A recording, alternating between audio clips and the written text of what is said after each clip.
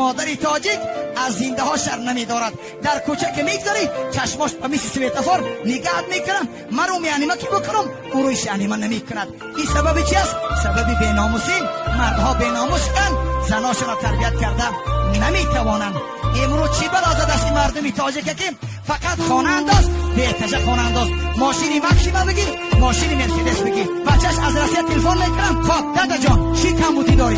بچم دلار ندارم. آخ خدا خاک در سرت، نمیگی بچم بیا زن در کوچه گشت است، سطر ندارد، دختر یوبکه میپوشد، در کوچه های بازار کویبش میگردد. بیا دختر تا صاحب شو، بیا زن تا صاحب شو، از پولتم بیزارم، از دلارتم بیزارم. این گپ ماندگی بچم حاضر نیا. همسایه ماشین گرفت تا پولی ماشین کار نکردی نیا. همسایه دو احتاج خانه انداخت تا پولی همو رایی نکردی نیا. روز میشه بیچاره که از دنیا میگذره خانه‌اش سرش میمونه. فقط در عذاب روز قیامت به این کمبودی مان، به این